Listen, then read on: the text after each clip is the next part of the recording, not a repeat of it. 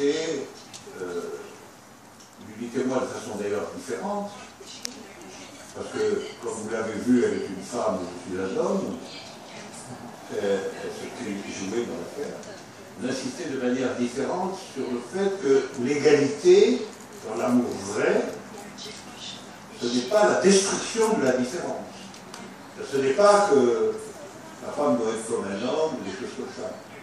C'est l'égalité dans la différence elle-même, à travers la différence elle-même. Et la capacité féminine et la capacité masculine se révèlent dans l'amour de façon également créatrice. Ça, c'était pour l'amour vrai. Pour la vérité dont s'occupe l'amour, je propose de dire que l'amour, c'est une expérience égalitaire de la différence. Et je le dis abstraitement. C'est-à-dire, on reprend l'idée de l'égalité, mais comme la révélation que, à travers quelque chose de différent, l'égalité est possible sur la différence elle-même. Et qu'on peut avoir un point de vue sur la différence, une expérience de la différence, qui soit égalitaire sans renoncer à la différence elle-même. Et donc, je dirais ça, l'amour, c'est l'expérience de la possibilité d'une égalité dans la différence.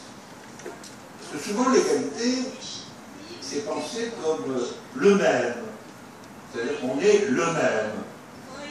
Et il faut être le même pour qu'il y ait égalité. Ça a été la vieille histoire de l'égalité dans l'Antiquité, l'égalité des hommes libres. Mais pas avec les esclaves.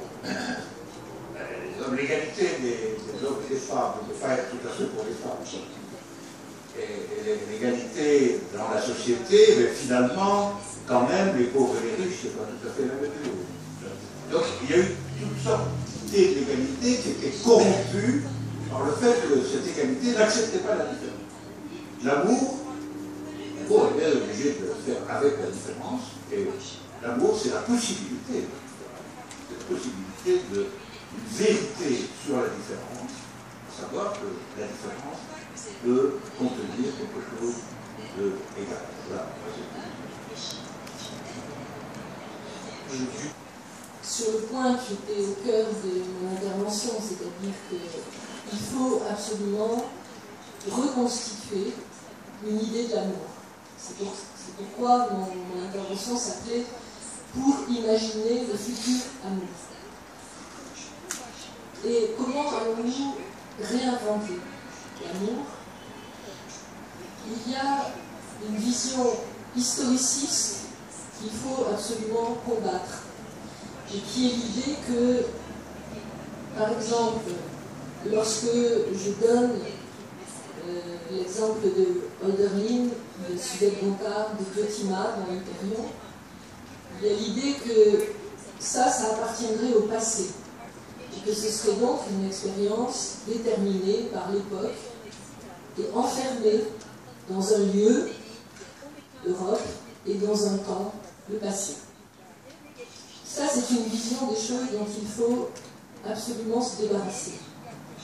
Je veux dire par là que si nous avons à reconstruire une idée de l'amour, il faut aussi réinterroger les grandes figures du passé pour voir ce qu'elles contiennent d'universel, c'est-à-dire ce qu'elles contiennent de valable pour toujours, pas simplement pour leur temps. Et ça d'autant plus que si on prend par exemple la question de l'amour d'Hyperion pour Diotima, l'amour d'Hyperion pour Diotima, ce n'est pas du tout l'état de la question de l'amour dans l'Allemagne du début du XIXe siècle. Pas du tout. C'est en exception sur l'état de la question. Donc nous devons aussi rechercher des choses qui appartiennent à d'autres époques, d'autres lieux, qui étaient en exception avec ces époques et ces lieux, et qui peuvent nourrir une nouvelle pensée de l'amour d'aujourd'hui, et qui peuvent nous aider à reconstruire une idée de l'amour d'aujourd'hui. Voilà, donc moi c'était sur ce point de méthode que je voulais inciter.